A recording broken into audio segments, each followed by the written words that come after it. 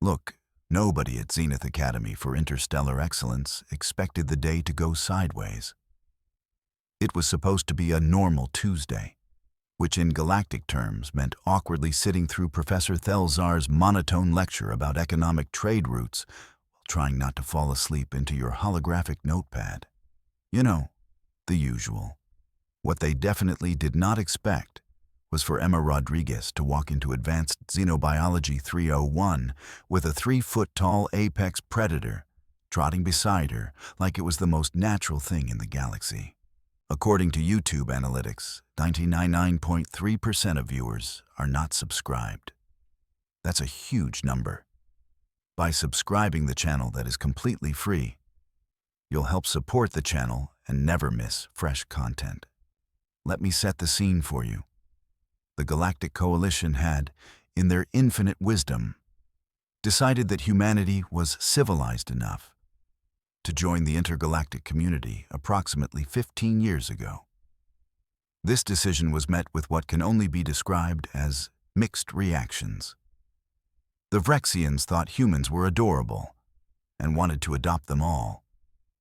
The Kaltorians thought humans were terrifying Deathworlders who probably ate radiation for breakfast. The Zyphorians just wanted to know if humans could help them fix their plumbing because apparently opposable thumbs were still a premium commodity in some parts of the galaxy.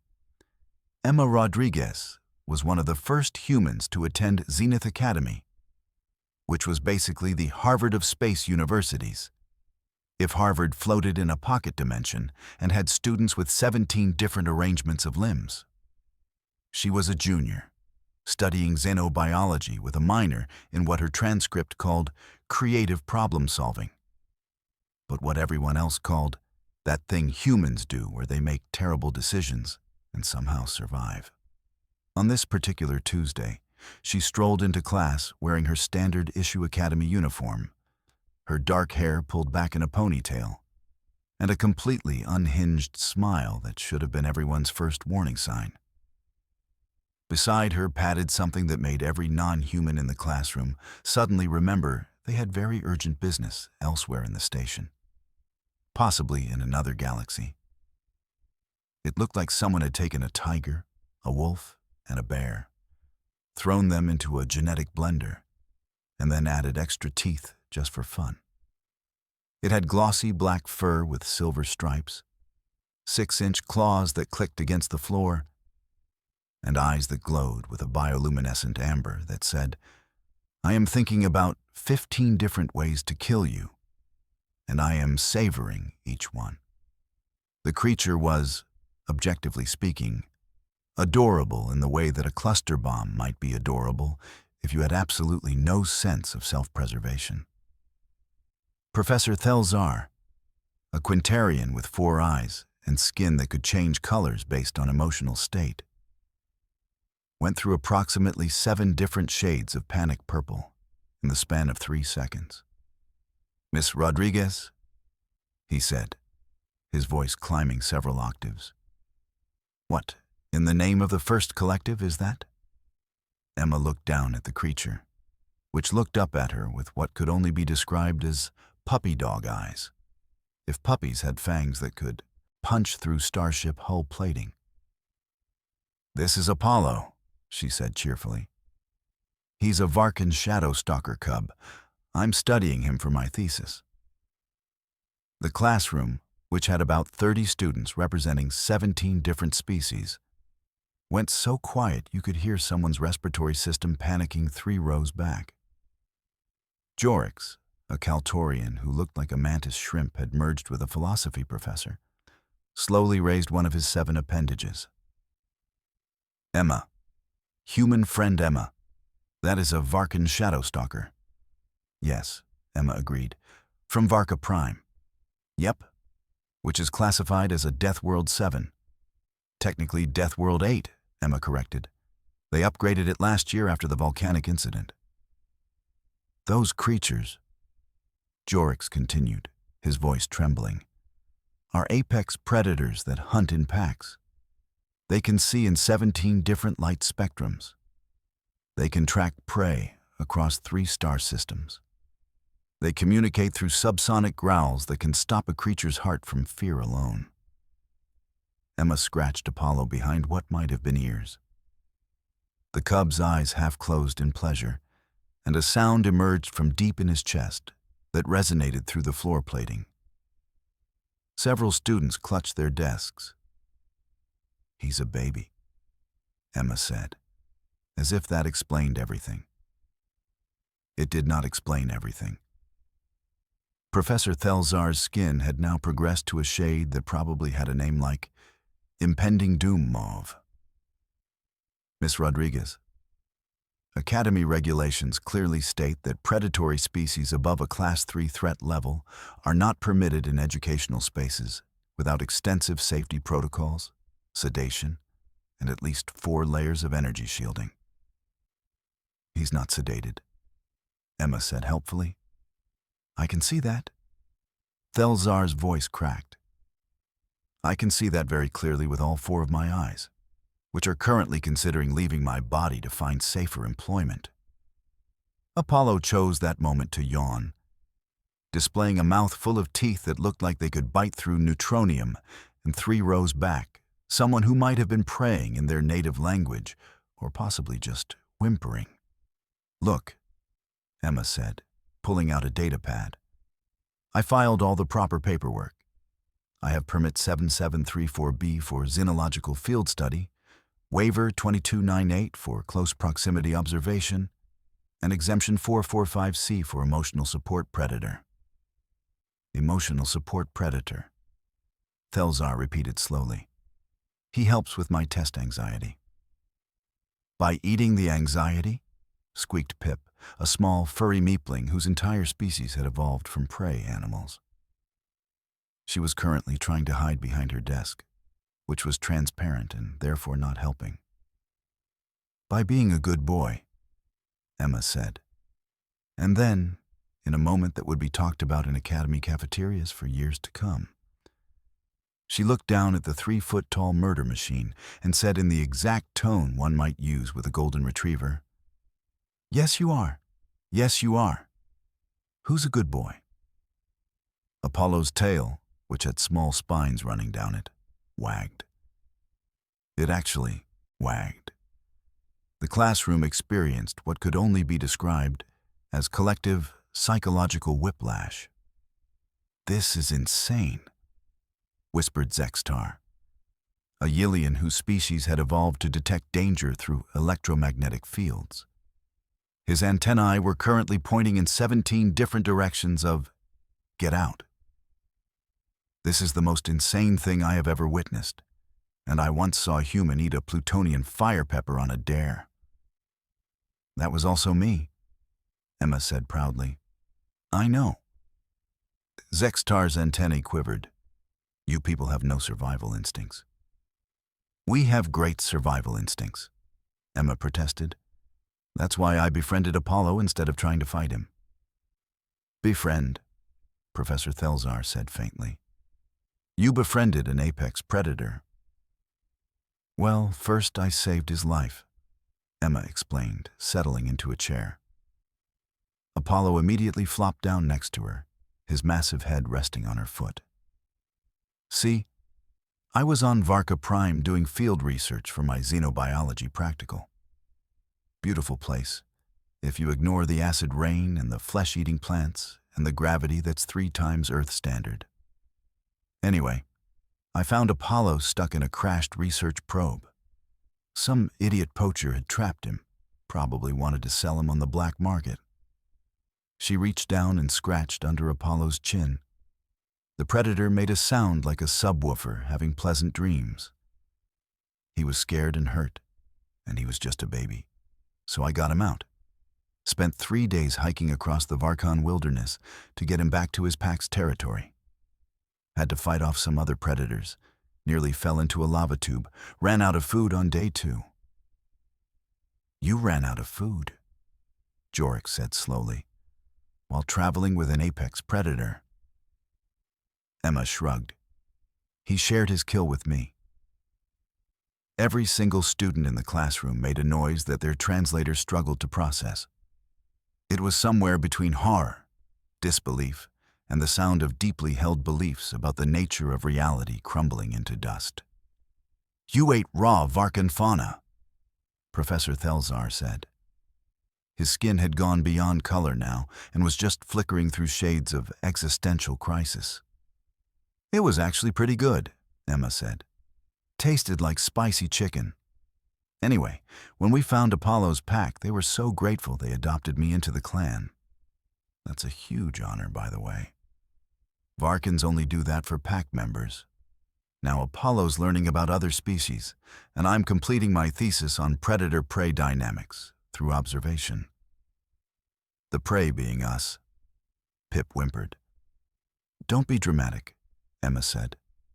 "Apollo knows you're all friends." As if on cue, Apollo lifted his head and looked around the classroom with those glowing amber eyes.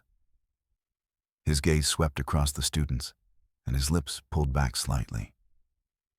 Everyone froze. The growl that emerged from Apollo's chest started low, a subsonic rumble that made desk chairs vibrate and probably woke up seismologists 3 decks down.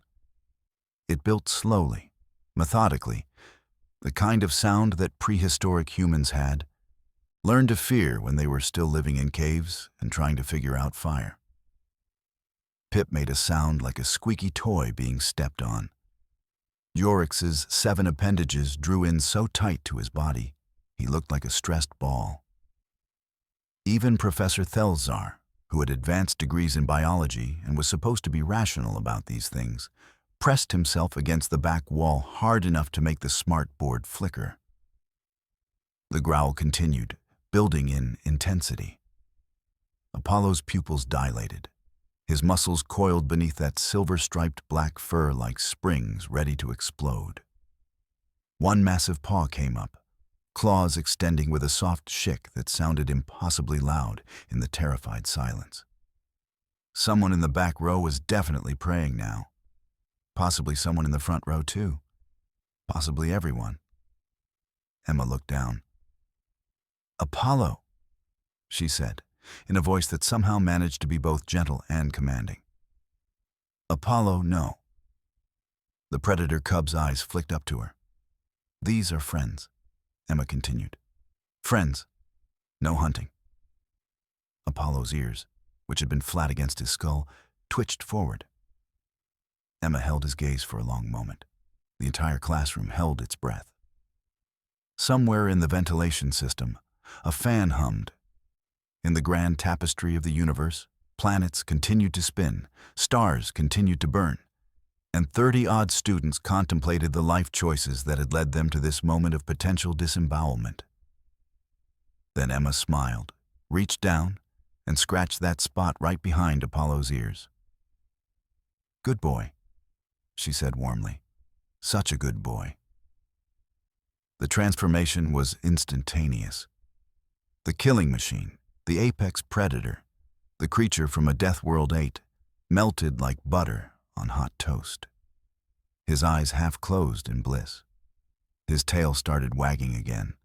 That dangerous growl transformed into something that sounded almost like a purr, if purrs could crack concrete.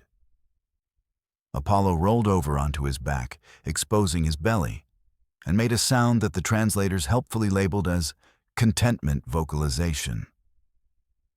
Emma rubbed his stomach. "Who's a good apex predator? Who's a fierce hunter? You are. Yes, you are."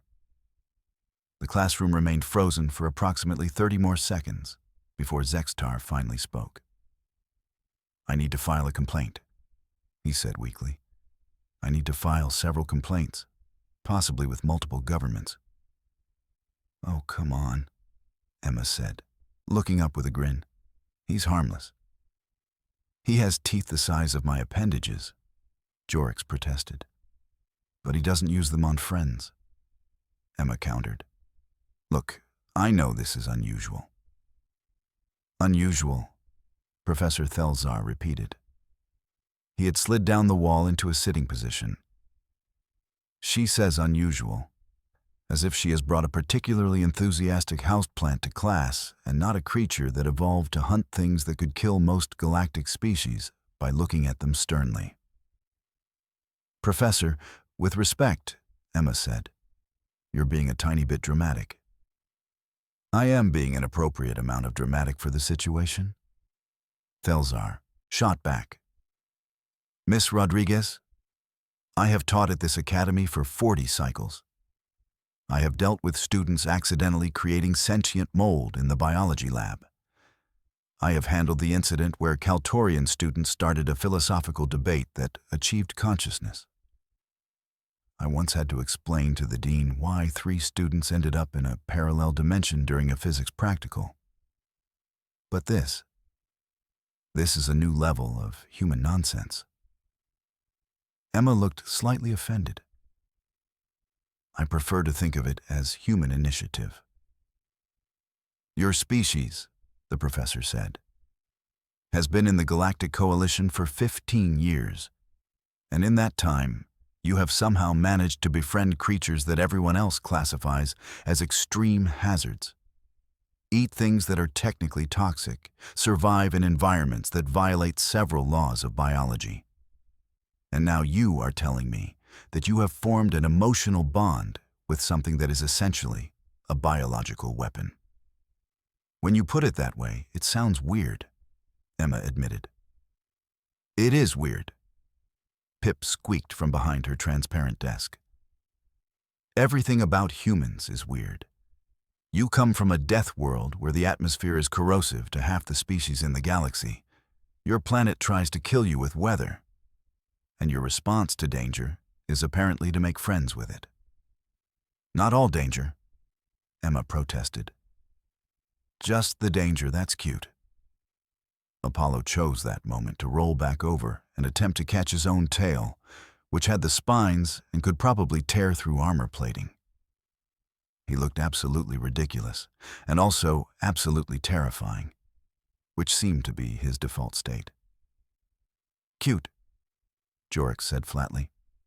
The human thinks it is cute. Look at him, Emma said. How is that not cute? Apollo had caught his tail and was now gnawing on it with enough force to crush steel. His eyes were crossed with concentration. I am looking at him, Jorix said. I am looking at him and updating my will. You don't have a will, Zextar pointed out. I am writing one right now, Jorix shot back. It says, please do not let me be eaten by the human's emotional support apex predator. Professor Thelzar rubbed his face with 2 of his 4 hands. Okay. Let us all take a moment. Miss Rodriguez, I cannot in good conscience allow you to keep that creature in my classroom without proper safety measures. Emma's face fell. Apollo, sensing her distress through whatever alien psychic bond they had apparently formed, immediately abandoned his tail and pressed against her leg, making concerned whuffing sounds. But Professor, Emma started. However, Thelzar continued, holding up a hand, I am also aware that human stubbornness is a force of nature that makes black holes look weak by comparison.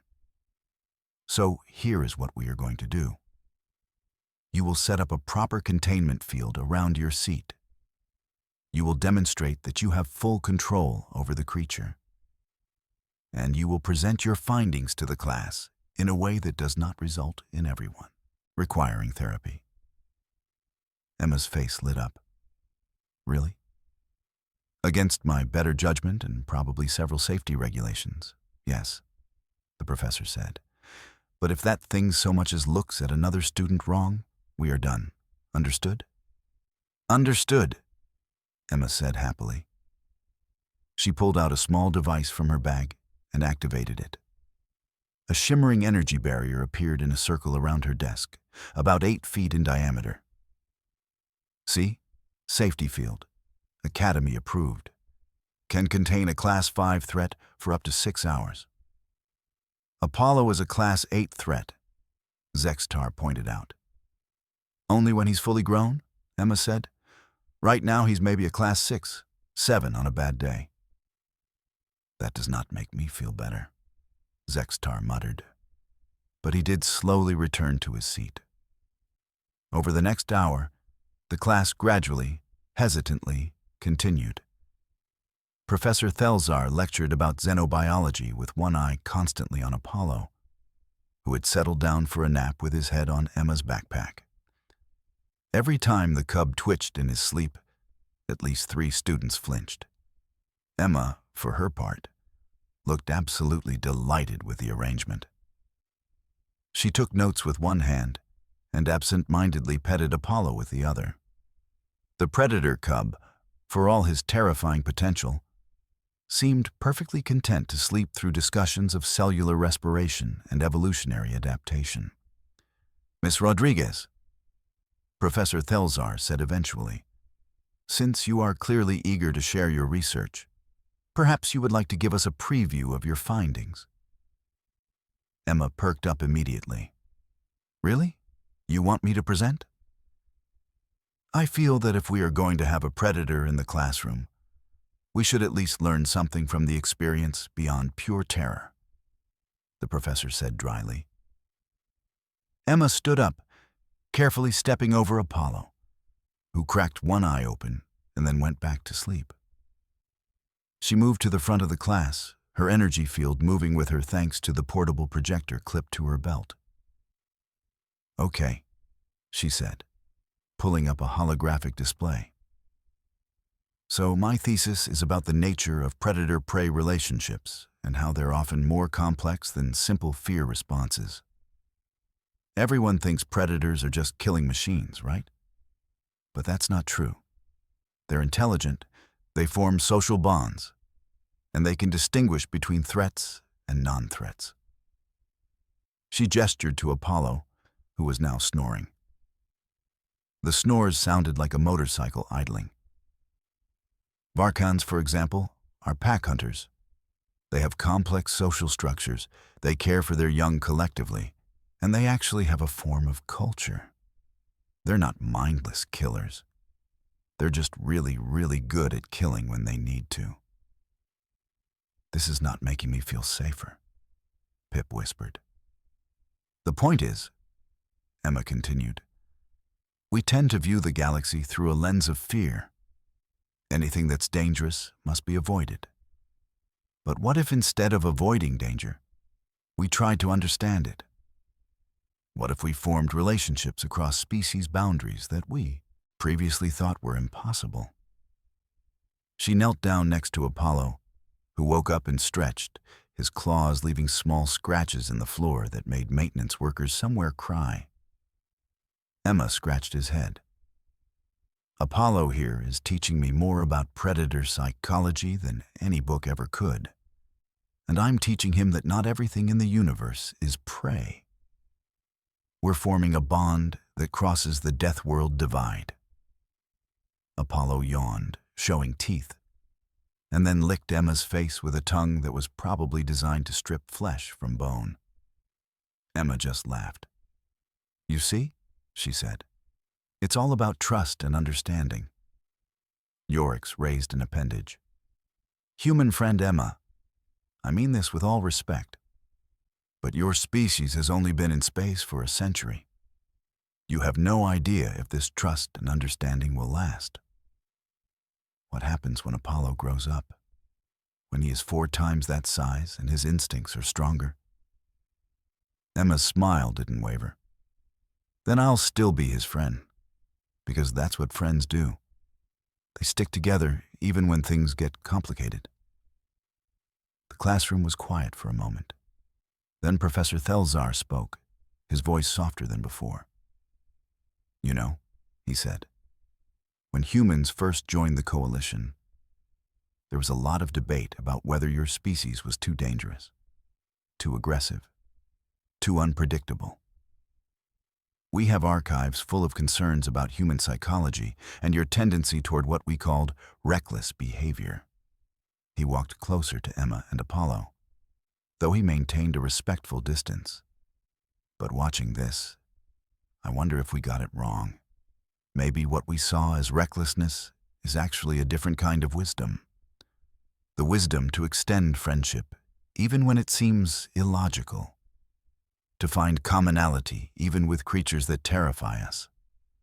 to look at the universe not as a collection of threats, but as a community waiting to be built. Emma looked surprised. "Professor, that's actually really beautiful." "Do not let it go to your head," Thelzar said, but there was warmth in his voice. "You still violated approximately 15 safety protocols, and I will be having words with the permits office about how they approved an emotional support apex predator." "Worth it," Emma said, grinning. Apollo stood up and shook himself, then padded over to the edge of the energy barrier. He sat down and looked out at the class with those glowing amber eyes. For a long moment, nobody moved. Then Apollo did something that would be replayed in Academy history archives for generations. He wagged his tail, not in aggression, not in anticipation of a hunt, but in what appeared to be, unless every xenobiologist in the classroom was hallucinating simultaneously, friendliness. Slowly, very slowly, Pip emerged from behind her desk. Her small, fuzzy body was trembling, and her large eyes were fixed on Apollo with the kind of attention usually reserved for impending doom. "Emma," Pip squeaked. Is he really safe?" Emma looked at Apollo, then at Pip. "Apollo," she said clearly. "Friend, small friend, gentle." Apollo's ears perked forward. He tilted his head, considering. Then, in a move that probably violated several laws of evolutionary biology, the apex predator from a Death World 8 slowly lowered himself to the ground and rolled over, exposing his belly in a universal gesture of submission and trust. Pip took a shaky step forward, then another. She reached the edge of the energy barrier, and Emma deactivated it with a flick of her wrist. "It is okay," Emma said softly. "I promise." Pip reached out with one tiny paw and gently, so gently it could barely be felt, touched Apollo's fur. Apollo's tail wagged harder. And then, in a moment that would make Pip famous in her therapy sessions for years to come, she started petting the predator. Apollo made that rumbling purr sound again, and Pip's terrified expression slowly transformed into wonder. "He's so soft," Pip whispered. "Why is the murder machine so soft?" "Because under all that scary stuff, he is just a baby who wants to be loved," Emma said. "Just like everyone else in the galaxy, really." One by one, other students approached. Not all of them. Zextar stayed firmly in his seat. Thank you very much. He had survived this long by trusting his danger instincts. But enough. Enough to form a small circle around Emma and Apollo, reaching out tentative appendages and hands and manipulator digits to touch the predator who was currently making sounds of absolute contentment.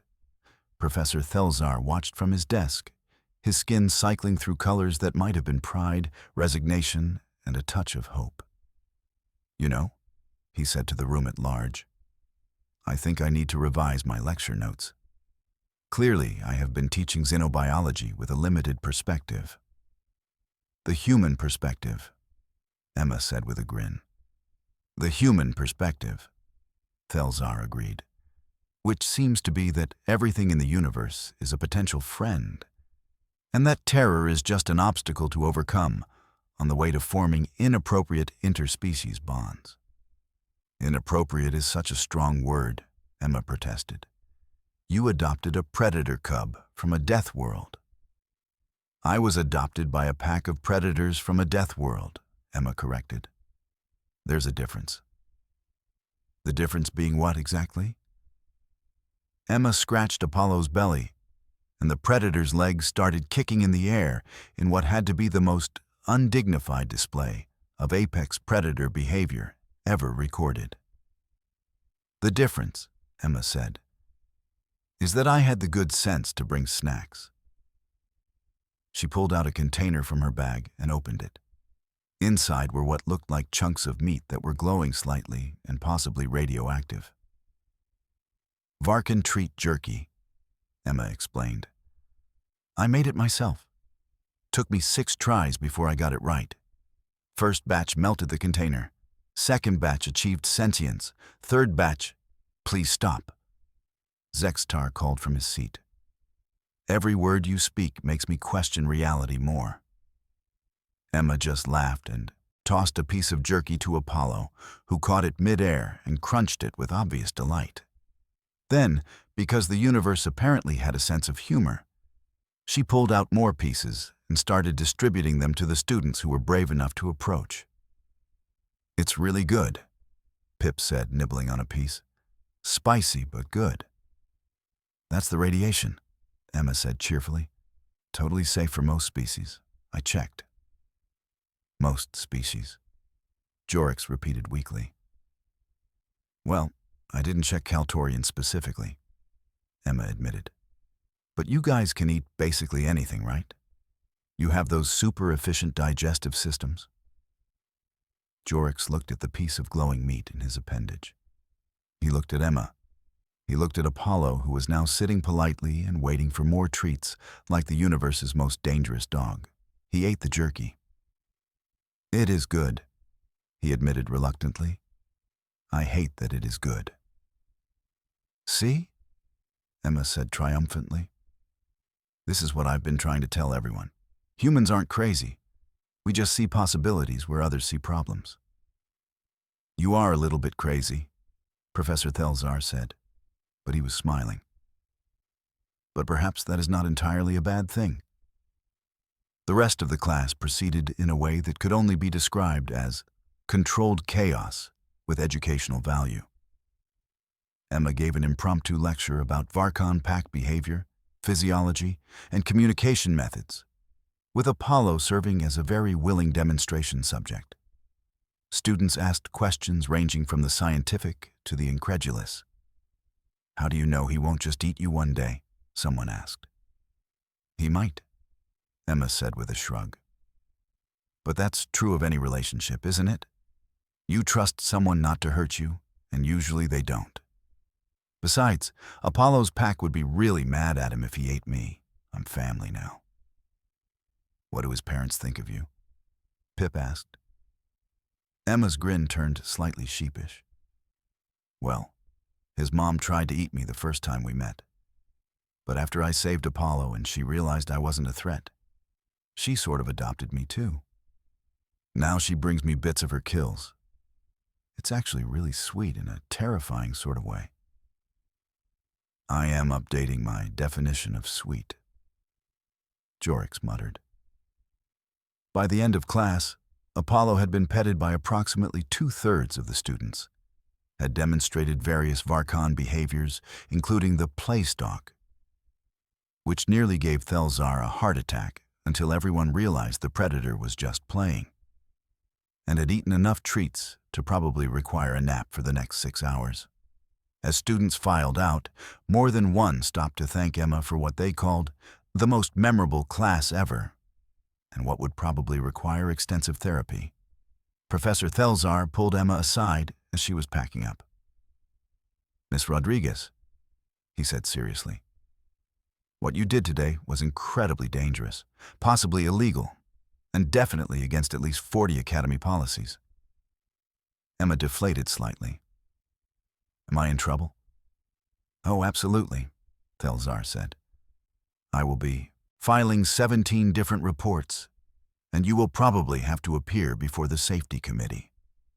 But I also want you to know that you have done something remarkable. You have reminded us that the unknown does not always need to be feared, that bridges can be built across divides we thought were uncrossable, and that sometimes the most effective teaching method is showing rather than telling. He paused, his skin flickering through thoughtful colors. Just please do not bring any more apex predators to my class without warning. My cardiovascular system cannot handle the stress. Emma laughed. Deal. Thanks, Professor. As she walked out of the classroom with Apollo padding beside her, Emma could hear whispers following them through the corridors.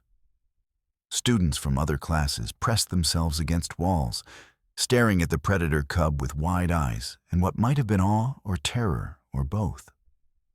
Apollo, for his part, seemed to be enjoying the attention.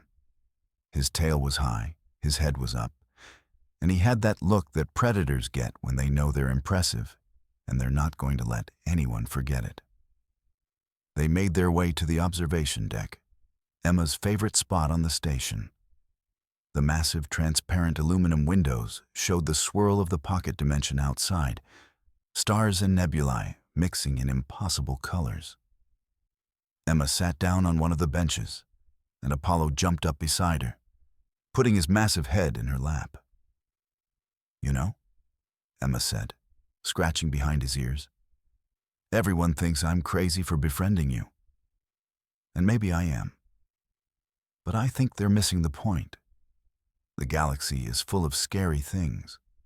Death worlds and apex predators and radiation storms and black holes and species that can't understand each other. But it's also full of possibilities, of connections waiting to be made, of friends waiting to be found in the most unlikely places." Apollo made a rumbling sound that might have been agreement. "Humans have been the new kids in the galaxy for 15 years, Emma continued, "and everyone keeps expecting us to fit into their boxes, to be either predators or prey, either dangerous or harmless. But maybe we're something else. Maybe we're the species that refuses to see the universe in binaries, that looks at something terrifying and thinks, but what if we were friends?" She looked down at Apollo, who was now asleep in her lap. This creature that could tear apart starship hull plating, but who currently looked like an oversized, slightly spiky puppy. "Maybe that's humanity's real contribution to the galaxy," Emma said softly. "Not technology or art or philosophy, but the simple, stubborn insistence that everything deserves a chance at friendship, even if that friendship sometimes has teeth." Apollo snored, a sound like thunder, and Emma smiled. Tomorrow, she'd deal with the safety committee. Tomorrow, she'd face the questions and the concerns and probably get assigned a very stern advisor to make sure she didn't adopt any more extremely dangerous creatures. But today, she'd done something important. She'd shown an entire classroom that fear could be transformed into understanding, that the scariest things in the universe could become the most loyal companions, that bridges could be built not with grand gestures, but with simple words like "good boy," and the willingness to see potential where others saw only danger. In the observation deck, with stars swirling outside and a predator sleeping in her lap, Emma Rodriguez felt pretty good about humanity's place in the galaxy. Sure, they were the crazy ones, the ones who befriended apex predators and ate toxic food and did impossible things because nobody had told them they were impossible. But maybe, just maybe, the galaxy needed a little crazy. Apollo shifted in his sleep, his claws flexing, and Emma gently pressed them back down. "Good boy," she whispered. "Such a good boy." And somewhere in the cosmic vastness, the universe nodded in agreement.